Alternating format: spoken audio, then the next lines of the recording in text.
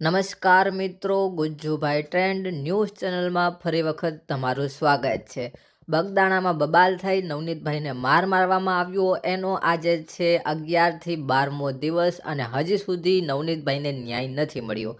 એવામાં ઘણા રાજકારણીઓ જે છે આ બહેતી ગંગામાં હાથ ધોતા હોય છે. આમ આદમી પાર્ટી હોય કે કોંગ્રેસ હોય કે ભાજપ હોય, બધા જે છે આ મુદ્દા વિશે કંઈક ને કંઈક બોલ્યા જ છે. મુદ્દો ખૂબ જ ગરમ છે ગુજરાતમાં, અને એટલા માટે થઈને જ ગુજરાતની તમામે તમામ ન્યૂઝ ચેનલમાં આ મુદ્દા વિશે કોઈને કોઈ સમાચાર આવ્યા છે. ગુજરાતના તમામ રાજકારણીઓ જે છે આ મુદ્દા વિશે કંઈક ને કંઈક ટિપ્પણી કરતા હોય છે. રાજકારણ અને સમાચારને સાઈડમાં મૂકીએ તો બીજા સમાજના લોકો પણ આ મુદ્દા વિશે જે છે કંઈક ને કંઈક ચર્ચા કરતા હોય છે.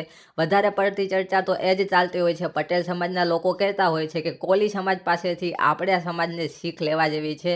કોળી સમાજમાં આટલી બધી એકતા છે, અને કોળી સમાજમાં બે દિગ્ગજ નેતા જે છે એ રાજકારણ સાઈડમાં મૂકી અને પોતાના સમાજ માટે તત્પર ગમે ત્યારે હાજર હોય છે, અને પોતાના સમાજને ન્યાય અપાવવા માટે થઈને સૌથી પહેલાં સમાજ સાથે ઊભેલા હોય છે. આવી ચર્ચાઓ સોસાયટીમાં અવારનવાર થતી હોય છે. હવે તેવામાં એક જે છે આપના ધારાસભ્ય છે, આમ આદમી પાર્ટીના ધારાસભ્ય, બધા લોકો ઓળખો છો તમે, ચૈતર વસાવા નામ છે, અને એમના જે છે ઘણા બધા મતલબ તમે વિડીયો જોયા હશે, સરકારને ખૂબ જ પ્રહાર કરતા હોય છે, અને એ જે છે ખૂબ જ જાગૃત નેતા છે એવું તમે કહી શકો છો. અત્યારે એમણે પણ આ મુદ્દાને લઈને પ્રતિક્રિયા આપી છે. પરસોત્તમભાઈ સોલંકી વિશે બોલ્યા છે, માયાભાઈ આહિર વિશે પણ બોલ્યા છે, ભાજપ પાર્ટી વિશે પણ બોલ્યા છે, અને હીરાભાઈ સોલંકી વિશે પણ બોલ્યા છે.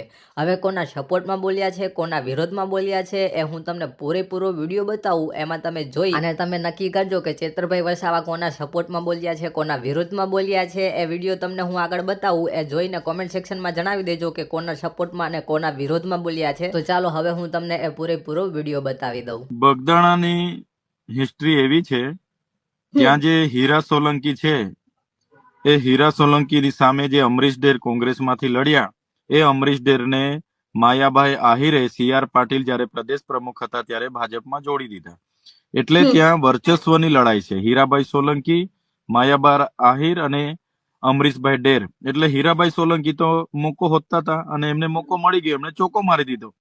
કોળી સમાજના નામે ભાઈને બોલાવ્યા, CM ને ત્યાં લઈ ગયા, અને ભાઈને પેલા DYSP ને સસ્પેન્ડ કર્યા, PI ને સસ્પેન્ડ કર્યા. ભાઈ, સરકાર તમારી છે, આ બધી નાટકો બંધ કરો.